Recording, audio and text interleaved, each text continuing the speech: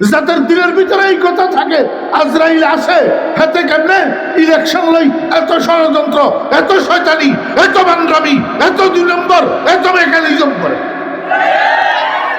আল্লাহর উপরে ভরসা কোথায় তোদের? কুলিল্লাহুম্মা মালিকাল তুতিল মুলকা মান ওয়া তানজিউল মুলকা মিম্মান। কোরআনে তো মানুষ না, আল্লাহর উপরে ভরসা তো নাই তোদের। এত ষড়যন্ত্র, এত 2 নম্বর কিল্লাই করেন বুদিল্লাই। যদি হাসা হাসা ইসলাম হইতেন আমার তো মনে হয় আপনি ইসলাম না, আপনি নূর ইসলাম। আপনি কি আর নূর ইসলাম? না হলে গদিল্লাই, ক্ষমতার লাই, চেহারার লাই, নির্বাচিত হইবার লাই এত ষড়যন্ত্র কেন? এত 2 নম্বর কেন? এত শয়তানি, এত ইবলিসি কেন?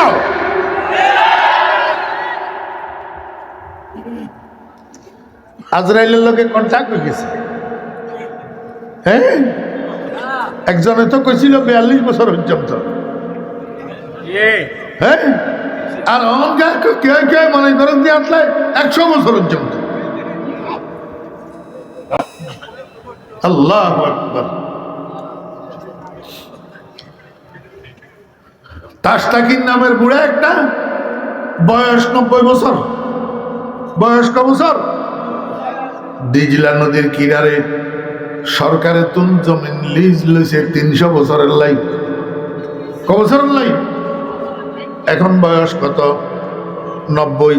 আরো জমিন বন্ধক লইছে ক বছরের লাই? 300 বছরের লাই। এবারে বাগদাদের মধ্যে শাইখুল হাদিস একজন ছিল, উনি বুখারী শরীফ পড়াইতে পড়াইতে ছাত্রদেরকে কয়, বাবারা তোমাদের জন্য একটা সুসংবাদ আছে। ছাত্ররা কয়, হুজুর কি সুসংবাদ? কয়, কাদ মাতা মালাকুল মউত। কাদ মাতা মালাকুল মউত, মালাকুল মউত ইন্তেকাল হইয়া গেছে। ছাত্ররা কয়, হুজুর ইন্না লিল্লাহি, এটা কি কথা কইলেন? মালাকুল মউত যদি ইন্তেকাল হয়ে যায় আমাদের রূহ কবজ করব কোনে? এটা কি বাস্তব কথা নেই? শাইখুল হাদিস হুজুর কয়, বেটা যদি এইটাই না হইতো তাহলে তাশতাকিন বুড়া 90 বছর বয়সে আরো 300 বছরের লাই জমিন লিজ লয় কিভাবে? নিশ্চয়ই হাতের কাছে সংবাদ আছে আজরাইল আর নাই। আজরাইল নাই। যাদের দিনের ভিতরে এই কথা থাকে আজরাইল আসে হাতে কেমনে ইলেকশন লই, এত ষড়যন্ত্র, এত শয়তানি, এত বান্দ্রামি, এত 2 নম্বর, এত মেকানিজম করে। আল্লাহর উপরে ভরসা কোথায় তোদের? কুলিল্লাহুম্মা মালিকাল তুতিল মুলকা মান ওয়া তানজিউল মুলকা মিম্মান। কোরআনে তো মানুষ না, আল্লাহর উপরে ভরসা তো নাই তোদের।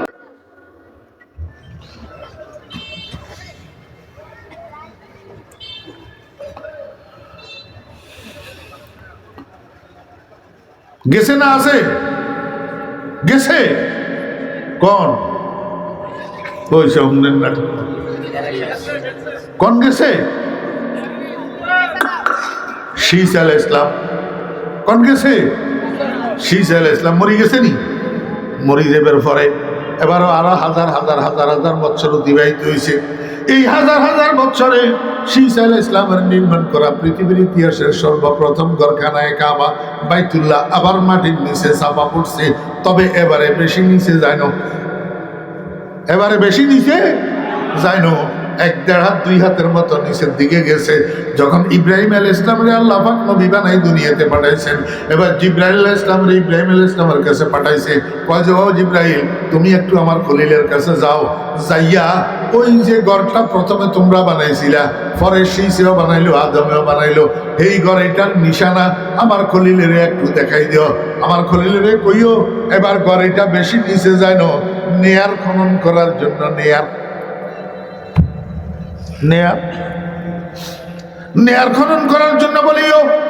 নেয়ার খনন করলে ওই যে শীষে বানাইছিল ঘর এটার দেওয়াল পাওয়া যাবে। আমার ইব্রাহিমের কইবা দেওয়াল এটা আবিষ্কার করি, এই দেওয়ালের উপরে আবার দেওয়াল বানাই, ঘর এটারে আবার মাটির উপরে উঠাই, পুনর্নির্মাণ করার জন্য। এইবার ইব্রাহিম আলাইহিস সালাম নিজে মিস্ত্রি হইয়া ইব্রাহিম আলাইহিস সালামের ছেলে ইসমাইল আলাইহিস সালামের যোগালি বানাইয়া হেল্পার বানাইয়া বাপ বেটা দুজনে ওই নিচের দেওয়াল এটা আবিষ্কার করি, এটার উপরে পাথর দিয়া আবার দেওয়াল নির্মাণ করি, খানায়ে কাবা এটারে আবার নির্মাণ করছে। বুঝে থাকলে বলুন না এটা কয় নম্বর নির্মাণ? হ্যাঁ, 4 নম্বর নির্মাণ। আমার ভাইয়েরা, দোস্ত বাবেরা, এরপরে এই খানায়ে কাবা ইব্রাহিম আলাইহিস সালামের পরে আবার মাটি চাপা পড়ছে, এটারে আবার 6 নম্বরে নির্মাণ করছে কবিলায়ে বনি আমালেকা।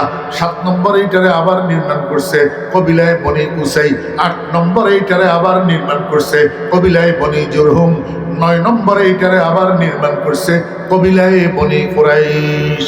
কুরাইশরা নির্মাণ করছে। আমার 8 নম্বর নির্মাণ কবিলায়ে বনি কুরাইশ। কুরাইশে নির্মাণ করার যেই নির্মাণ, এই নির্মাণের মধ্যে সরকারে দো আলম জনাবে মুহাম্মদুর রাসূলুল্লাহ সাল্লাল্লাহু আলাইহি ওয়াসাল্লাম নিজেও শরীক ছিলেন, নিজেও সহস্তে কাজ করছেন খানায়ে কাবার নির্মাণে।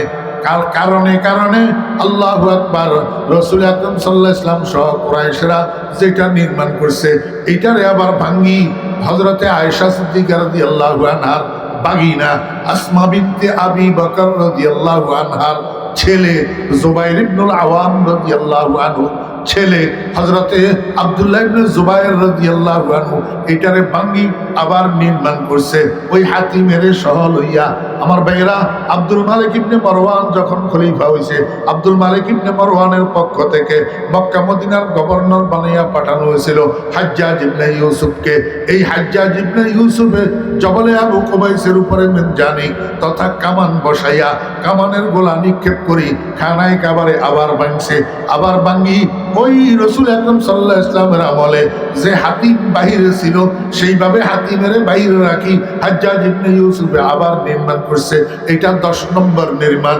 এরপরে আবার হাতিমের ঢুকানোর জন্য ভাঙ্গার অনুমতি চাইছিল মক্কা মদিনার মানুষেরা ইমাম মালিক রহমতুল্লাহ আলাইহি ইমামুল মদিনার কাছে। ইমামুল মদিনা ইমাম মালিক রহমতুল্লাহ আলাইহি আর অনুমতি দেন নাই, বলছেন কিয়ামত পর্যন্ত বাইতুল্লাহর উপরে হাত দেওয়া আর জায়েজ হবে না। মোট কয়বার নির্মাণ হয়েছে? বানা বাইতা রব্বিল আরশে আশরুন মালাইকাতুল্লাহিল কিরাম ফাআদামু ফাশিসুন ফাইব্রাহিমু তুম্মা আমালিকু হুসাইয়ুন কুরাইশুন ক্বাবলা হাযাইন জুরহুমু ওয়া আবদুল ইলাহি ইবনু যুবাইর বানা কাযা বানাউন লিহাজ্জাজিন ওয়া হাযা মুতাম্মিমু। বাদশাহ হলো লেখিস কন্ডে আর কি যাবত্র মোতালা করারে মোবাইল যেই ভাড়া বাড়ছে লেখিস, নাহলে হাইতিনও আত্ম হয়।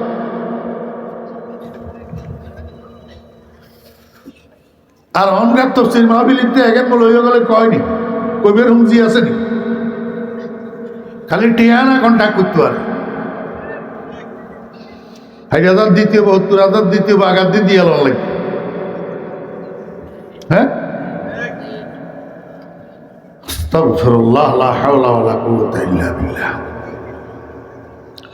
পৃথিবীর ইতিহাসের সর্বপ্রথম ঘর যেটা দিয়ে আল্লাহ পাক পৃথিবীরে আবাদ করা শুরু করছে, পৃথিবীর ইতিহাসের সর্বপ্রথম জায়গা, পৃথিবীর ইতিহাসের সর্বপ্রথম শহর মক্কা।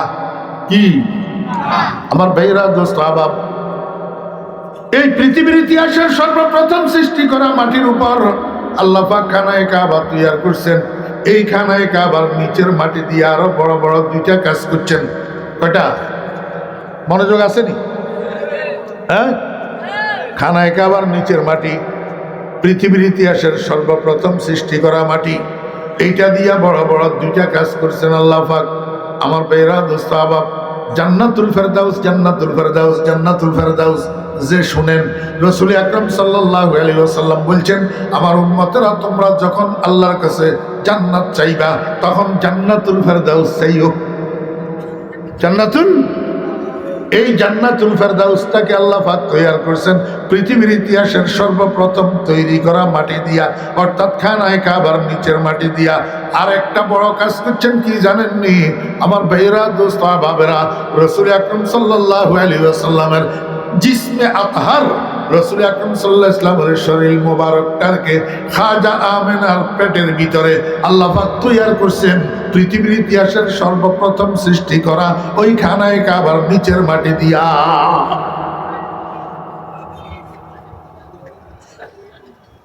কইতে গেলে বুঝাইতে গেলে লম্বা হয়ে যায় কথা, এই জন্য লম্বার দিকে যাইতে চাইতে।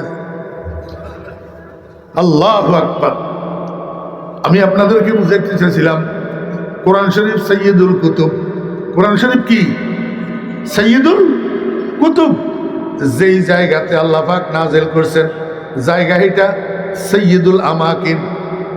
সৈয়দুল আমাকিন সমস্ত জায়গার সরদার। যেই শহরের মধ্যে নাজিল করছেন শহর এটা সৈয়দুল বিলাদ, সমস্ত শহরের সরদার। যেই মাসের মধ্যে নাজিল করছেন মাস এটা সমস্ত মাসের সরদার। যেই রাত্রের মধ্যে নাজিল করছেন রাত্রি এটা সমস্ত রাত্রির সরদার। যেই মানুষের উপরে নাজিল করছেন মানুষ এটা শুধু মানুষের সরদার না, এটা মানুষের সরদার, জিনের সরদার, ফেরেশতার সরদার, দুনিয়ার সরদার, আখিরাতের সরদার, সমস্ত সৃষ্টি জগতের সরদার, সমস্ত সৃষ্টি জগতের। এবার এক কোরআন সরদার কিতাব নাজিল করার জন্য কতগুলা সরদার আল্লাহ পাক বাছি লইছেন। দেখেন কতগুলা সরদার বাছি লইছেন। এই কোরআনের বদৌলতে সবার দাম বাড়ি গেছে। কোরআনের বদৌলতে সবার দাম বাড়ি গেছে। এক কোরআনের বদৌলতে ফেরেশতার সর্দার জিবরাইলের দাম বাড়ি গেছে। এক কোরআনের বদৌলতে মাসের সর্দার রমজানের দাম বাড়ি গেছে। এক কোরআনের বদৌলতে রাত্রের সর্দার শবে কদরের দাম বাড়ি গেছে। এক কোরআনের বদৌলতে শহরের সর্দার, জায়গার সর্দার মক্কার দাম বাড়ি গেছে। আমার বেরা দোস্ত আবাব আল্লাহকে, ও বান্দা কোরআনের সাথে লাগিয়া লাগিয়া জীবন কাটাইবি তো তুই মানুষেরও দাম বাড়িয়া যাবে। তুই মানুষেরও কি বাড়ি যাবে? দাম বাড়ি যাবে। রে ওই কোরআনওয়ালা, তুই ইমানদার নে, তোর ইমান আছে নে? তোর যদি ইমান থাকে তুই কাফেরের সামনে কোরআনের কথা কইতে তোর কাছে ভয় লাগে কা? হ্যাঁ, কাফেরের সামনে কোরআনের কথা কইতে তোর কাছে ভয় লাগে কা? এখানে আমেরিকার সামনে লেজারে এমনি নিচের দিকে গুটাইল কা। ईमानी पावर कोথায়? है वो अमेरिका वाला तुझको क्या करेगा? इससे पहले वालों को क्या किया? ज्यादा से ज्यादा गोली मार देगा और क्या करेगा? तेरा ईमान कहाँ है? ईमान की स्पीड कहाँ है? नूर इस्लाम শাহরু রমাদান আল্লাযী উনজিলা ফীহিল কুরআন। ও মুসলমান ভাইরা, যেই রমজান মাসের মধ্যে আল্লাহ পাক কোরআন নাজিল করছেন, একটা জিনিস খেয়াল করবেন, যারা কোরআনে কারীমের তেলাওয়াত জানেন, যারা কোরআনে কারীমের তেলাওয়াত জানেন, রমজান মাসের মধ্যে কোরআনটাকে ভুলি থাকবেন না। কোরআনটাকে ভুলি থাকবেন না। দেখেন না মানুষ আমের সিজন আইলে বেশি করে আম খাওয়ার চেষ্টা করে, কয়দিন পরে পাওয়া যাবে না। লিচুর সিজন আসলে বেশি করে লিচু খাওয়ার চেষ্টা করে, কয়দিন পরে পাওয়া যাবে না। কাঁঠালের সিজন আসলে বেশি করে কাঁঠাল খাওয়ার চেষ্টা করে, কয়দিন পরে পাওয়া যাবে না। ও দোস্ত, কোরআন নাজিল হওয়ার মাস মাত্র 30 দিন, 29 দিন, কয়দিন পরে পাওয়া যাবে না। এই জন্য রমজান মাসের মধ্যে যারা কোরআনে কারীমের তেলাওয়াত জানেন, কমপক্ষে প্রতিদিন এক পারা কোরআন শরীফ তেলাওয়াত করবেন, যাতে 30 দিনে 30 পারা তেলাওয়াত হয়। রমজান মাসের মধ্যে কোরআনে কারীমের তেলাওয়াতটা একটা খতম যেন হইয়া যায়, একটা খতম যেন। এই আপনারা কইবেন, হুজুর আমি তো কোরআন শরীফের তেলাওয়াত জানি না। তা আপনার জন্য একটা অপশন আছে। তো আপনার জন্য একটা কি আছে? অপশন আছে। রোজার আগের দিন তালেবে ইলম একটারে ঠিক করবেন, যেই তালেবে ইলম শুদ্ধ করে কোরআন তেলাওয়াত করতে পারে, অথবা আলেম একজনের ঠিক করবেন, যেই আলেম শুদ্ধ করে কোরআন তেলাওয়াত করতে পারে। এই এখন তো নুর ইসলাম কতগুণ বার হয়েছে, কোরআন তেলাওয়াত করে গাইয়া মার্কা তেলাওয়াত। কি মার্কা? গাইয়া মার্কা তেলাওয়াত। কয় মিনহা খালাকনাকুম ওয়া ফিহা নাঈদুকুম ওয়া মিনহা নাখরিজুকুম তারাতান উখরা। চলো, আমার মনে কয় যে জুতা দিয়ে গালবে একটা বাড়াই দিল।